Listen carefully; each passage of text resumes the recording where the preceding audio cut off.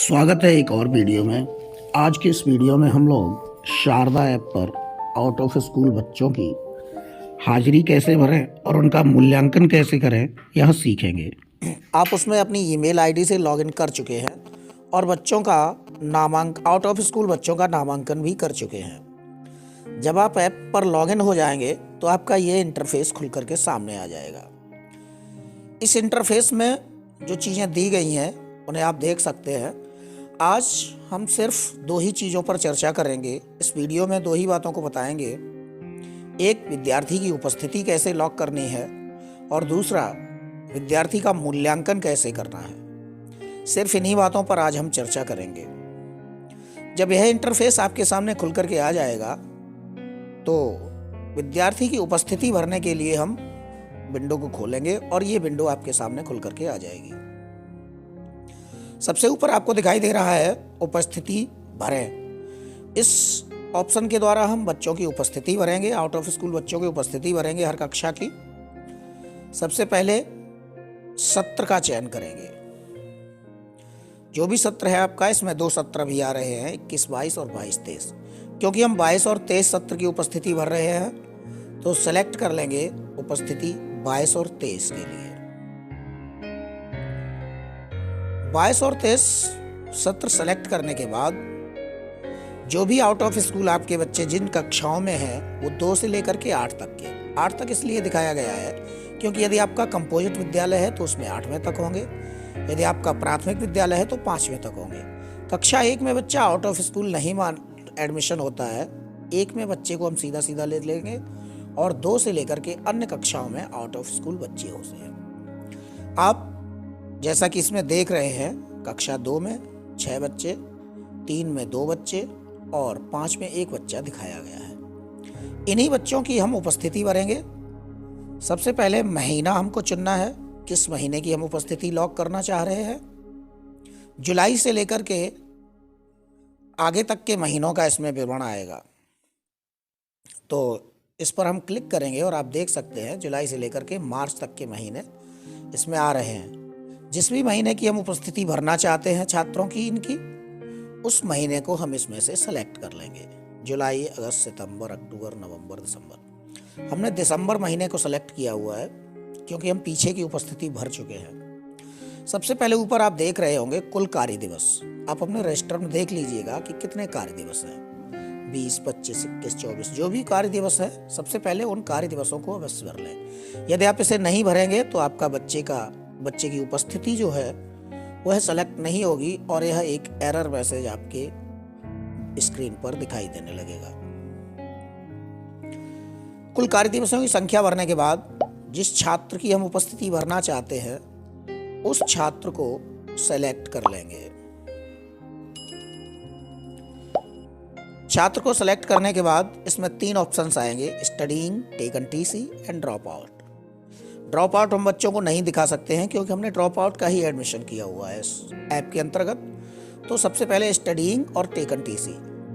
By default कुछ बच्चे ऐसे होते हैं कि हमारे यहाँ एडमिशन कराया और चले गए, तो उनको हम टेकन टीसी के अंतर्गत या ड्रॉप आउट के अंतर्गत दिखा सकते हैं।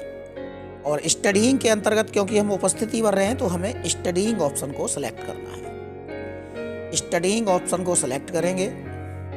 उसके बाद यह ऐप हमसे छात्रों की उपस्थिति पूछेगा कि इस माह में 25 दिन अगर स्कूल खुला है तो आपका यह छात्र कितने दिन उपस्थित रहा है। यह उपस्थिति हम बच्चे की रजिस्टर में देख करके, उसकी प्रेजेंट और एब्सेंट को देख करके, उसकी प्रेजेंटेशन गिन के उन दिनों की संख्या इसमें भर देंगे। जितने भी दिन बच्चा उपस्थित रहा है, 20 दिन, 18 दिन, 17 दिन, 21 दिन या पूरे के पूरे 24 या 25 दिन, उस संख्या को हम इसमें भर देंगे। भरने के बाद अगले छात्र को सेलेक्ट कर लेंगे। इसी प्रकार से हम जितने भी छात्र इस कक्षा के तहत हैं उन सभी छात्रों की उपस्थिति को उसी हिसाब से भर देंगे। बाई चांस कोई बच्चा अगर चला गया है तो उसको हम टेकन टीसी के तहत दिखा सकते हैं। जब हम टेकन टीसी ऑप्शन सेलेक्ट करेंगे तो इसमें छात्र का टीसी नंबर यानी कि लिविंग सर्टिफिकेट नंबर, कौन से नंबर की टीसी लेके गया वह भरेंगे और उसके बाद किस डेट में वह टीसी ले गया उस डेट और महीने और सन को सेलेक्ट कर लेंगे। इस प्रकार से उस बच्चे की हम डेट को सेलेक्ट कर लेंगे और वह टेकन टीसी के तहत चला जाएगा। उसकी उपस्थिति फिर हमको नहीं भरनी है, यह आपको ध्यान रखना है।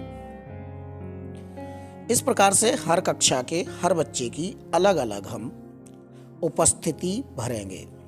ध्यान रखना है महीने के अंत में इस कार्य को करना है, क्योंकि पूरे महीने के कार्य दिवस इसमें आप देख ही रहे हैं, मैंने अभी बताया था। पूरे महीने के कार्य दिवस ले रहा है और पूरे महीने की बच्चे की अटेंडेंस ले रहा है। टेकन टीसी के तहत बच्चे की टीसी नंबर और बच्चा किस डेट में टीसी लेके गया है उस डेट को सिलेक्ट कर लेंगे और उसे भर देंगे। सभी प्रविष्टियों को देख करके ध्यानपूर्वक हम इस उपस्थिति मॉड्यूल के तहत करेंगे। ड्रॉप आउट हम इसमें नहीं दिखा सकते हैं, क्योंकि ये सारे बच्चे ड्रॉप आउट ही हमने लिए हैं। फिर भी अगर ड्रॉप आउट में अगर आप दिखाते हैं तो ड्रॉप आउट जब हम आपको करेंगे बच्चे को, तो उसमें ये ऑप्शंस आएंगे कि किन कारणों से बच्चा ड्रॉप आउट हुआ है। आसानी से इन सारे ऑप्शंस को पढ़ लें और उनमें से कोई भी ऑप्शन चूज करके बच्चे को सेलेक्ट कर दें और अगले बच्चे पर पहुंच जाएं। अगले बच्चे की भी वही प्रक्रिया करें जो भी वह है उस हिसाब से। सभी प्रविष्टियां भरने के बाद सबसे नीचे सुरक्षित का ऑप्शन आएगा। इसके तहत हम बच्चे की उपस्थिति को सुरक्षित कर देंगे। अगली कक्षा का चयन करेंगे, फिर से चयन उसी तरह से सत्र का और अगली क्लास का।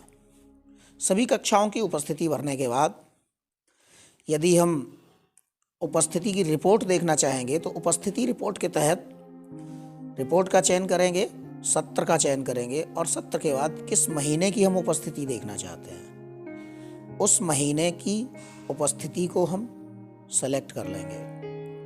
उस कक्षा को सेलेक्ट कर लेंगे, उस महीने को सेलेक्ट कर लेंगे और जैसे ही हम उसे एक्सेस करेंगे उस महीने की उन बच्चों की उपस्थिति का डाटा आपके समक्ष आ जाएगा। कौन सा बच्चा टीसी ले गया है उसकी कोई उपस्थिति नहीं आएगी।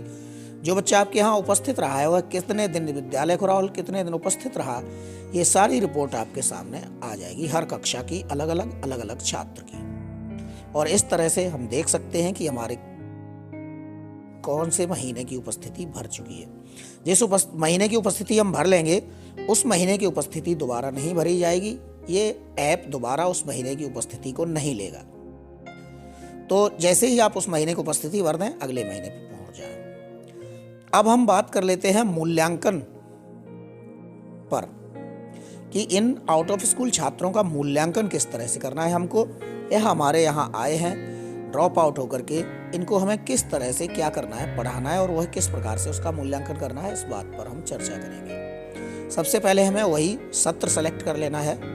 सत्र में 22-23 ही आएगा, यहाँ पर 21-22 नहीं आएगा, क्योंकि पिछले सत्र का मूल्यांकन हो चुका है और ये बच्चे इस वर्ष के आउट ऑफ स्कूल हैं। सबसे पहले सत्र का चयन कर लेंगे और सत्र का चयन करने के उपरांत क्वार्टर लिखा हुआ है, क्वार्टर के तहत कौन सा आप मूल्यांकन कर रहे हैं। बेस लाइन मूल्यांकन कर रहे हैं, फर्स्ट क्वार्टर का कर रहे हैं, सेकंड क्वार्टर का कर रहे हैं या थर्ड क्वार्टर का। इस तरह से 4 मूल्यांकन हमारे सामने इस विंडो के तहत आएंगे, क्योंकि सबसे पहले बेस लाइन मूल्यांकन ही करना है, उसके बाद फर्स्ट क्वार्टर का, उसके बाद सेकंड का और उसके बाद थर्ड का। यह आपको ध्यान रखना है। सभी के क्वेश्चंस होंगे अलग अलग, फर्स्ट क्वार्टर के अलग होंगे, सेकंड क्वार्टर के अलग होंगे, थर्ड क्वार्टर के अलग होंगे और बेस लाइन के अलग होंगे। जब हम इस मॉड्यूल को खोलेंगे तब आगे की प्रोसेस के अंतर्गत हम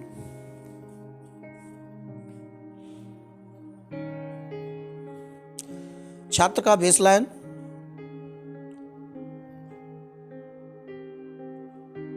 असेसमेंट सेलेक्ट करने के उपरांत प्रोसीड पर हम क्लिक करेंगे। जैसे ही प्रोसीड बटन पर क्लिक करेंगे आगे की विंडो हमारे सामने खुलकर आ जाएगी, जो कि विद्यार्थी के मूल्यांकन की होगी। लिखा है ऊपर विद्यार्थी का मूल्यांकन। मूल्यांकन में सबसे पहले हमको कक्षा चुननी है, किस कक्षा के बच्चे का हमको मूल्यांकन करना है।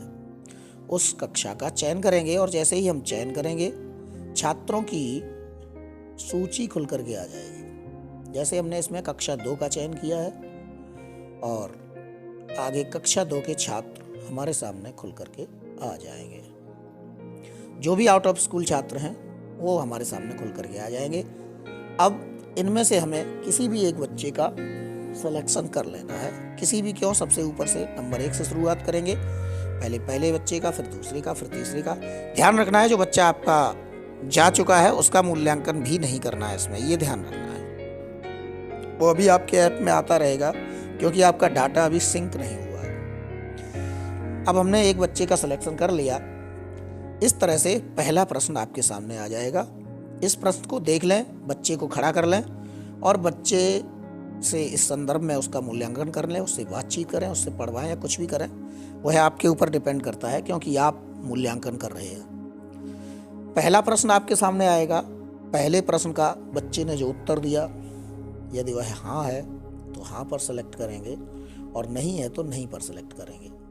आपको उस पर टच करना है और जैसे ही आप उस पर टच करेंगे आपकी विंडो पर दूसरा प्रश्न खुल करके आ जाएगा। दूसरे पर सेलेक्ट करेंगे, तीसरे पर करेंगे, चौथे पर करेंगे, 5वां।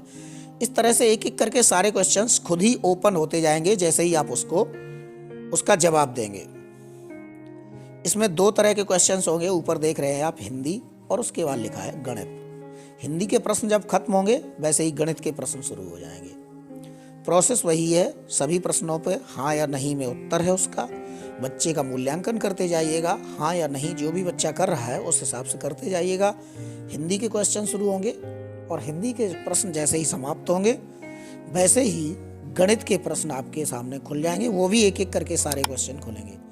जब सारे प्रश्न खुलना बंद हो जाएंगे, यह आपको ध्यान रखना है, जैसे ही सारे प्रश्न खुलना बंद हो जाएं उसके बाद अंत में आपको सुरक्षित करें का बटन, यह हरा दिखाई देगा। सुरक्षित करें के बटन पर आपको क्लिक करना है। जैसे ही आप इस पर क्लिक करेंगे बच्चे का डाटा आपके ऐप पर सेव हो जाएगा और उसको कितने अंक मिले यह आगे के भाग में पता चलेगा जब हम छात्र की मूल्यांकन रिपोर्ट को देखेंगे। इस तरह से सुरक्षित करेंगे और हर बच्चे का एक एक करके मूल्यांकन करते जाएंगे। जब एक कक्षा का मूल्यांकन पूरा हो जाए उसके बाद दूसरी कक्षा का, तीसरी कक्षा का, इस तरह से क्रमशः हर कक्षा के हर छात्र का आप इस मॉड्यूल के तहत मूल्यांकन कर लेंगे। मूल्यांकन करने के उपरांत मूल्यांकन रिपोर्ट के तहत आप उस छात्र की रिपोर्ट देखेंगे कि उस छात्र का जो हमने मूल्यांकन किया है, जिन छात्रों का, उनकी रिपोर्ट क्या है, उनका स्कोर क्या है, उनको कितने मार्क्स मिले। जब हम इस पर क्लिक करेंगे तो ये विंडो आ जाएगी। इस पर हमें कक्षा का चयन कर लेना है और कक्षा का चयन करने के उपरांत आप देख सकते हैं किस बच्चे ने किस असेसमेंट में, किस टेस्ट में कितने में से कितने नंबर प्राप्त किए हैं। ये सारा डेटा आपके सामने खुल करके आ जाएगा कि कितने प्रश्नों के उत्तर सही दिए हैं और कितने प्रश्नों के उत्तर नहीं दे पाए हैं। हर क्लास का इसी तरह से कक्षा 2, 3, 4, 5 जो भी है आपके सामने, हर कक्षा का मूल्यांकन आप देख सकते हैं किस बच्चे ने कितने मार्क्स प्राप्त किए हुए हैं। कक्षा 2, कक्षा 3, कक्षा 4, कक्षा 5, 6, 7, 8 या इसी तरह से सारी कक्षाओं का आप सारी कक्षाओं के मूल्यांकन की आप रिपोर्ट देख सकते हैं। जिस बच्चे का मूल्यांकन नहीं किया है वह आपकी विंडो पर नहीं आएगा। उसके बाद हम इसको बैक कर देंगे और ऊपर जो आपको ये 3 लाइनें दिख रही हैं इन पर आप क्लिक करेंगे। इन 3 लाइनों पर जब आप क्लिक करेंगे तो इसमें आप देख रहे होंगे डाटा सिंक का ऑप्शन आ रहा है। जो डाटा आपने सेव किया है उसको सिंक भी करना है। अगर आप सिंक नहीं करेंगे तो वह आपका डाटा ऊपर तक नहीं जाएगा। जब आप सिंक के बटन पर क्लिक करेंगे तो ये विंडो आपके सामने खुल करके आ जाएगी।